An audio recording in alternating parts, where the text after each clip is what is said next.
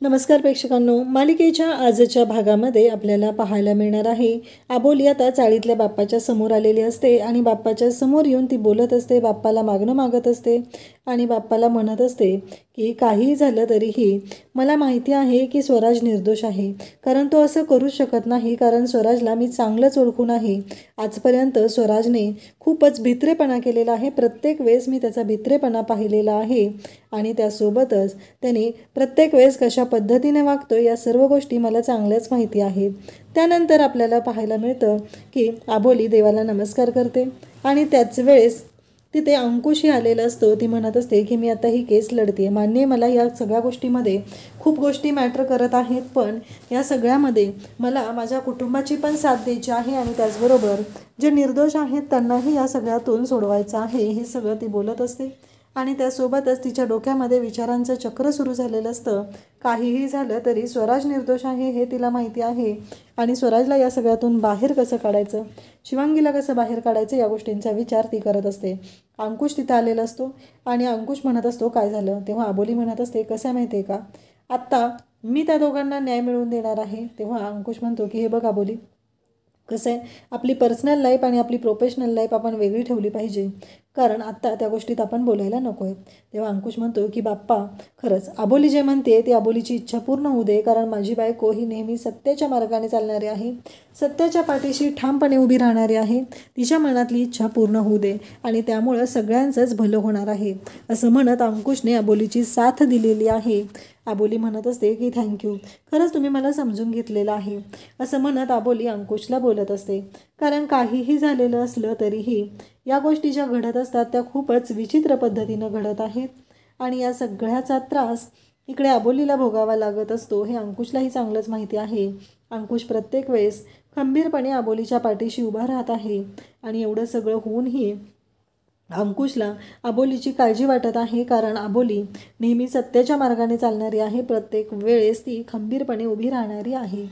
त्यानंतर आपल्याला पाहायला मिळतं की आबोली म्हणत असते की अंकुश सर, आता बघितलं ना, तुम्हीच गफलत करायला लागलेला आहात, कारण आपलं ठरलेलं होतं ना की याबद्दल आपण बोलायचं नाही, मग पुन्हा तोच विषय कशाला, असं आबोली बोलत असते. तेव्हा अंकुश म्हणत असतो हो, आणि मग दोघंही बोलत असतात. अंकुश निघालेला असतो तेवढ्यातच आबोली म्हणू लागते की अंकुश सर, एक मेसेज आला आहे मला अननोन नंबरवरून, कारण त्यात असं सांगितलं जाते की स्वराज हा मास्कमॅन नाही आहे, त्याला त्याच्यामध्ये अडकवलं जाते. अंकुश म्हणतो कॉल कर बरं, आणि आबोली त्या नंबरवरती कॉल करते, परंतु त्या नंबरवरती कॉल काही लागत नाही आणि आबोली म्हणते स्विच ऑफ येतो आहे. अंकुश म्हणतो असं कसं, म्हणजे स्विच ऑफ कसं काय येतो आहे, आत्ता तर मेसेज आला आहे ना. मग अंकुश म्हणतो तो नंबर पाठव मला. अंकुश तो नंबर आबोलीला आबोली तो नंबर अंकुशला देते. मग अंकुश स्वतःहून त्या नंबरवरती कॉल लावतो, पण अंकुशचा पण फोन आता तिथे लागत नाही, तेव्हाही फोन स्विच ऑफ येतो. तेव्हा अंकुश म्हणू लागतो की नक्कीच काहीतरी वेगळा प्रॉब्लेम आहे, असं अंकुशच्या डोक्यात आलेलं असतं. आबोलीला तो म्हणत असतो की बरोबर आहे, पण आबोली म्हणते की बघितलं ना अंकुश सर, मी तुम्हाला म्हटलं होतं ना काहीतरी वेगळा गोंधळ आहे. तेव्हा अंकुश म्हणतो की बघ, आता तू एकत्र करायला लागलेली आहे पर्सनल लाईफ आणि प्रोफेशनल लाईफ, ते करायचं नाही आपलं असं ठरलं आहे की नाही, मग कशासाठी, असं अंकुश तिला बोलत असतो. आणि त्यानंतर दोघंही बोलत आहेत, दोघंही आता निघालेले आहेत. अंकुश म्हणत असतो की बघूया तो नंबर कोणाचा आहे आणि आपल्याला काही माहिती मिळते का ती बघूया, असं अंकुशच्या डोक्यात चाललेलं असतं आणि अंकुश आबोलीला शांत करत असतो. त्यासोबतच इकडे आपल्याला पाहायला मिळतं की आता शिवांगी त्याचबरोबर स्वराज या दोघांनाही आता कोर्टात घेऊन जायचं असतं, कोर्टात सुनावणी असते आणि त्यानंतर त्यांच्या शिक्षेच्या बाबतीत निर्णय होणार असतो. त्यानंतर आपल्याला पाहायला मिळतं की शिवांगी म्हणत असते की सर, हा खोटं बोलतोय, कारण याने काल रात्रीच मला सांगितलेलं आहे की त्याला तो मार सहन होत नव्हता, म्हणून त्याने माझं नाव घेतलेलं आहे, मला याच्यामध्ये अडकवलेलं आहे, कारण हा मास्कमॅन नाही आहे, पण हा खोटं बोलतोय, असं शिवांगी इकडे अंकुशला सांगत असते. अंकुश त्या दोघांकडेही पाहत असतो, पण दीपशिका मात्र अजिबात ऐकायला तयार नसते. तिला शिवांगीवरती सूड तर उगवायचाच आहे आणि त्यासाठी तिची ही सगळी नाटकं चाललेली असतात, हे तर सगळ्यांनाच माहिती आहे. पण आज दीपशिका जरा जास्तच करत असते, कारण तिला माहिती आहे की तिनं काय केलेलं आहे आणि तिचे हे नखरे चालूच असतात. त्यासोबतच आपल्याला पाहायला मिळतं की इकडे स्वराजकडे ती पाहत असते आणि त्याचबरोबर इकडे दीपशिका अंकुशला विचारत असते की आज क्रिश नाही आहे का. तेव्हा अंकुश म्हणतो की आज त्याची दिवसची तारीख आहे, त्यामुळे तो कोर्टातच भेटेल आपल्याला, डिरेक्टली तिथंच तो असेल, असं अंकुश सांगत असतो. त्यावेळेस दीपशिका म्हणते काय, तेव्हा अंकुश म्हणतो हो, राघव आणि त्याचा आज दिवस होणार आहे, त्याच्यासाठी तो कोर्टातच भेटेल. अंकुशने हे सगळं बोललेलं असतो. त्याचबरोबर इकडे पाहायला मिळतं की अंकुश विचार करत असतो. अंकुश या गोष्टींचा विचार करत असतो की अबोलीला आलेला तो मेसेज कोणाचा होता. अबोली इकडे कोर्टामध्ये येऊन पोहोचलेली असते आणि अबोली या गोष्टींचा विचार करत असते की काहीही झालं तरीही आत्ता ह्या सगळ्या गोष्टी ज्या आहेत त्या कशा पद्धतीने क्लिअर करायच्या आहेत हे अबोलीच्या लक्षात येत नसतं. आणि त्यासोबतच अबोली म्हणत असते की मला ना फक्त 10 मिनटं मिळाली पाहिजेत शिवांगी आणि स्वराजशी बोलायला. एकदा का मी त्यांच्या दोघांशी बोलले आणि मला एकदा कळलं की नक्की काय प्रॉब्लेम आहे तर खूप मोठी गोष्ट सॉल्व्ह होणार आहे आणि त्याला कळेल की नक्की कोर्टात काय बोलायचं आहे, कसं बोलायचं आहे, हे सगळं अबोली बोलत असते. आणि त्याचबरोबर तिने ठरवलेलं असतं की काही झालं तरीही आत्ता या सगळ्यातून मार्ग काढणं महत्त्वाचं आहे. इकडे क्रिश आणि राघू हे दोघंजण निघालेले असतात. राघू म्हणत असते, बघितलं ना क्रिश, फायनली तुझ्या मनाप्रमाणे गोष्टी झालेल्या आहेत. तुलाही तेच हवं होतं आणि अगदी तसंच घडलेलं आहे, कारण तुलाही तसंच वाटत होतं ना. बघितलं ना, अगदी तुझ्या म्हणण्याप्रमाणे गोष्टी घडलेल्या आहेत, असं ती क्रिशला बोलत असते. जणू काही क्रिशलाच हा दिवस पाहिजे होता आणि क्रिशनेच हा दिवस मागून घेतलेला आहे, असं तिचं बोलणं सुरू असतं. तेव्हा क्रिश म्हणत असतो, हे बघ राघू, तुला जे वाटतं तसं काही नाही आहे. मला हा दिवस नको होता. मी मनापासून तुझ्यावर प्रेम केलेलं आहे. परंतु राघू मात्र त्याला म्हणत असते की तू मनापासून प्रेम केले का काय केले तुला माहिती आहे. परंतु इकडे जेव्हा आपल्याला पाहायला मिळतं की राघू म्हणत असते की तू मनापासून प्रेम केले का नाही ते मला माहीत नाही आहे, पण एक गोष्ट लक्षात होऊ दे, कारण काहीही झालं तरीही इकडे एक गोष्ट लक्षात ठेव, ती म्हणजे तू आणि मनवा पूर्ण लग्न करायला तयार झालेला आहात. आता तुमच्यातला अडथळा हा खूपच इकडे झालेला आहे, रिकामा झालेला आहे. तुम्ही मोकळे निवांत झालेला आहात, स्वतंत्र झालेला आहात. आणि त्याचबरोबर इकडे ती म्हणत असते की काही झालं तरीही तुम्ही दोघं जण आता एकत्र येऊ शकता. हे सगळं तिचं बोलणं चालू असतं. तेव्हा तो म्हणत असतो की हे बघ राघू, काहीही झालं तरी मी तुला आत्ता एक गोष्ट सांगत आहे, ते म्हणजे मनवा आणि मी फक्त खूप चांगले मित्र आहोत, कारण काही झालं तरी आमच्या दोघांमध्ये कोणताही कसलाही संबंध नाही, असं तो बोलत असतो. त्यावेळेस इकडे राघू नाटक करते आणि ती म्हणू लागते की अरे मला थोडंसं गरगरल्यासारखं होतं आहे. तिथंच एका साईडला येऊन ती बसते. मग पाणी आहे का तुझ्याकडे असं तिला विचारतो. तिच्या पर्समधली पाण्याची बॉटल क्रिश घेतो आणि राघूला पाणी प्यायला देतो आणि राघूला म्हणतो की हे पाणी पी, तुला बरं वाटेल. आणि त्यानंतर तो तिच्याशी बोलतच असतो. तेव्हा ती म्हणत असते, बरोबर आहे क्रिश, तू म्हणतोय ते सगळं पटतंय मला, पण काही गोष्टी अशाही आहेत की ज्या गोष्टींमुळं त्रास तर होतच आहे. कारण तू आणि मनवा करा ना लग्न, कारण तुम्ही दोघं एकत्र असता. मनवा खूप चांगली मुलगी आहे रे, काहीच प्रॉब्लेम नाही आहे, असं ती बोलत असते. तेव्हा राघूला क्रिश म्हणत असतो, हे बघ, मी फक्त आणि फक्त तुझ्यावरच प्रेम केलेलं आहे. आत्तापर्यंत मी फक्त तुझाच विचार केलेला आहे. मी कधीही दुसरं कोणावर प्रेम करण्याचा विचारही केलेला नाही, असं तो बोलत असतो. आणि राघू मात्र त्याला म्हणत असते की बघ, विचार कर, अजूनही वेळ गेलेली नाही, असं ती त्याला म्हणत चिडवत असते. परंतु तो म्हणत असतो की बास, मला हे ऐकूनही नाही घ्यायचं, कारण मी दुसरं कोणावर कधीच प्रेम केलेलं नाही. तेव्हा ती म्हणत असते, खरंच तू माझ्यावर एवढं प्रेम केलेलं आहेस, मग माझ्यासाठी एक गोष्ट कर, असं ती म्हणत असते. इकडे अबोली मात्र कोर्टात आलेली असते. ती वाट बघत असते, कारण अजूनपर्यंत इथे ती वाट बघत असते, कारण तिला शिवांगी आणि स्वराजला भेटायचं असतं. तेवढ्यातच शिवांगीला घेऊन तिथे हवालदार चाललेले असतात. शिवांगीला ती म्हणू लागते की शिवांगी, हे बघ, काही झालं तरीही ठामपणे आपल्याला राहायचं आहे, कारण कोर्टामध्ये आज मी तुमची बाजू मांडणार आहे. सगळ्या गोष्टी व्यवस्थित होणार आहेत, घाबरण्याची काही गरज नाही. तेव्हा शिवांगी म्हणत असते की अबोली, हे सगळं त्या याने केलेलं आहे. तो पण मास्कमॅन नाही आहे, मग त्याला पण अडकवलं जाते आणि त्याला खूप मारत होते, म्हणून त्याने माझं नाव घेतलेलं आहे, असं स्वराजने मला स्वतः सांगितलेलं आहे. अबोली म्हणते की तू थांब इथे, मी स्वराजकडे जाऊन आले, असं म्हणत अबोली स्वराजला भेटायला आलेली असते. आणि स्वराजला ती भेटत असते आणि तेवढ्यात ती स्वराजला सांगत असते की बघ स्वराज, असं का केलंस तू, का स्वतःहून गुन्हा कबूल केलेला आहे, तू जर गुन्हा केलेला नाही तर कशाला कबूल करायचा, असं सगळं ते बोलणं सुरू असतं. तेवढ्यातच तिथं आलेली असते ती म्हणजे दीपशिका. आणि दीपशिका म्हणत असते, बाजूला हो, चल बाजूला हो, अजिबात त्याला भेटायला नाही मिळणार, तो कैदी आहे, लक्षात येते का, असं ती सांगत असते आणि अबोलीला बाजूला काढत असते. तेव्हा मात्र इकडे अबोली म्हणत असते, मला फक्त 2 मिनटं बोलू दे त्याच्याशी.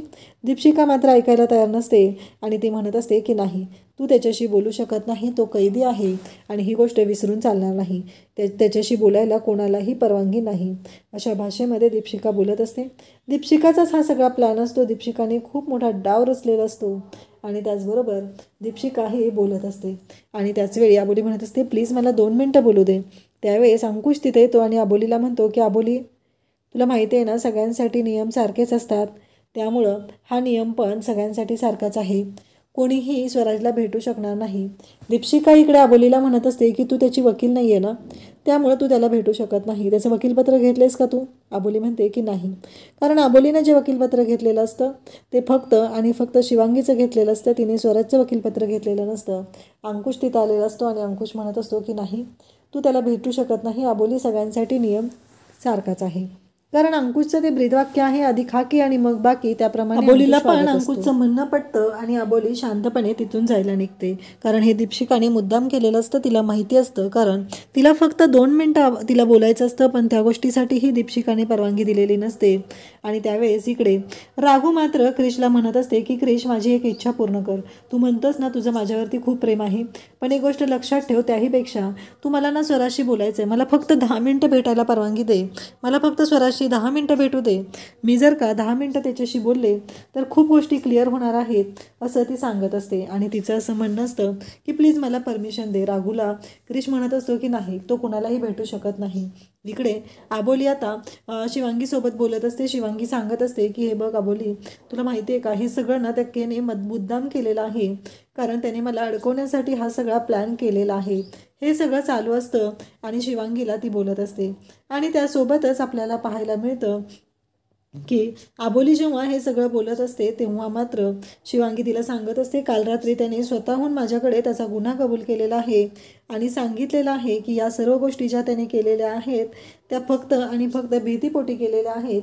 कारण त्याला भीती वाटत होती, कारण त्याला असं वाटत होतं की मार खाऊन खाऊन तो संपणार आहे आणि म्हणून त्याने माझं नाव घेतलेलं आहे, असं आबोलीला शिवांगी सांगत असते. मी काही केलेलं नाही आबोली, या सगळ्यामध्ये माझी काही चूक नाही आहे, असं ती बोलत असते. इकडे क्रिश आलेला असतो. अंकुश सर असं म्हणत तो आलेला असतो आणि क्रिश आता एक मूर्खपणा करणार असतो. त्या राघूच्या प्रेमासाठी, स्वतःचं प्रेम तिला सिद्ध करून दाखवण्यासाठी तो एक मूर्खपणा करणार असतो. आणि त्याचं असं ठरलेलं असतं की आता राघूची इच्छा पूर्ण करायची आहे. राघूचं जर त्याच्यावरती प्रेम आहे तर आपण त्याची इच्छा पूर्ण केली पाहिजे, असं त्याला वाटत असतं. आणि म्हणूनच त्याने एक निर्णय घेतलेला असतो आणि त्यासाठी तो तिथं आलेला असतो. त्यासोबतच आपल्याला पाहायला मिळतं की इकडे राघू आणि क्रिश दोघंही तिथं आलेले असतात. अंकुशला तो म्हणतो की तुम्ही बाकीच्या फॉर्मॅलिटी पूर्ण करा, मी आहे इथे, असं म्हणत त्याने अंकुशला आत पाठवलेलं असतं आणि अंकुशला सांगितलेलं असतं की तुम्ही फॉर्मॅलिटी पूर्ण करण्यासाठी जा. अंकुश आता फॉर्मॅलिटी पूर्ण करण्यासाठी गेलेला असतो आणि क्रिश तिथं आलेला असतो. त्याचबरोबर तिथे दीपशिका असते आणि दीपशिकाला तो म्हणत असतो की मॅडम मी आहे इथे. तेवढ्यातच राघू तिथे आलेले असते आणि राघू म्हणत असते की मला बोलायचं आहे, मला स्वराजसोबत बोलायचं आहे. तेव्हा दीपशिका म्हणते असं पण काही प्रॉब्लेम नाही आहे, हिनं जर स्वराजसोबत बोलली तर काही हरकत नाही, ही बोलू शकते स्वराजसोबत, असं दीपशिका म्हणते. आणि राघूला म्हणते की जा, पण 10च मिनिटं फक्त, त्यापेक्षा जास्त वेळ तुला मिळणार नाही, असं ती राघूला सांगते. राघू आता स्वराजसोबत बोलण्यासाठी जाते, गाडीत जाऊन बसते आणि म्हणते की स्वराज, माझा तुझ्यावर पूर्ण विश्वास आहे. स्वराज मात्र मूर्खपणा करत असतो. तो म्हणत असतो की तुझ्या दादाने मला अडकवलेलं आहे आणि ती आबोली पण मला याच्यामध्ये अडकवत आहे, मी काही केलेलं नाही आहे, माझी काही चूक नाही आहे, असं तो सांगत असतो. तेव्हा मात्र दीपशिका इकडे बघत असते. ती म्हणत असते जरी काही प्रॉब्लेम झाला तर मला काय करायचं आहे, कारण हे सगळं अंकुशवर येईल. अंकुशच्या बहिणीचं आणि त्या स्वराजचं लफडं होतं आणि म्हणूनच त्याने त्याला सोडवलेलं आहे. हे सगळं अंकुशवर येईल आणि या सगळ्यामध्ये माझा काही संबंध नाही आहे, मी याच्यामध्ये अडकण्याचा प्रश्नच येत नाही, हे सगळं बोलणं चालू झालेलं असतं. परंतु इकडे दीपशिकाने हा डाव रचलेला असतो. तिला कुठं माहिती असतं की अंकुश किती चालाक आहे आणि अंकुश यामध्ये दीपशिकाचीच वाट लावणार, ही गोष्ट मात्र तिला अजून माहिती नसते.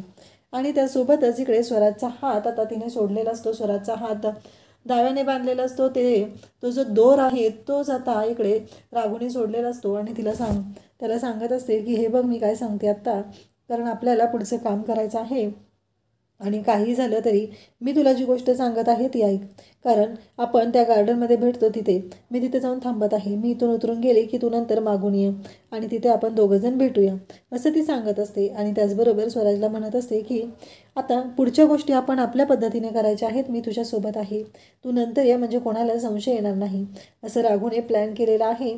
आणि त्याच्यामध्ये आता पूर्णपणे इकडे दीपशिकाला या सर्व गोष्टी माहीत आहेत, तरीही तिने मुद्दामून हे सगळं केलेलं आहे. तिचं एकच म्हणणं आहे की याच्यामध्ये अडकला तर इकडे अंकुश अडकणार आहे आणि त्याचबरोबर माझा काहीही संबंध नाही, कारण त्याच्या बहिणीनंच हे केलेलं आहे आणि त्याच्या बहिणीचं कल्याण करण्यासाठी त्याने तिला भेटायला परवानगी दिली असा अर्थ होऊ शकतो असं तिचं म्हणणं चाललेलं असतं.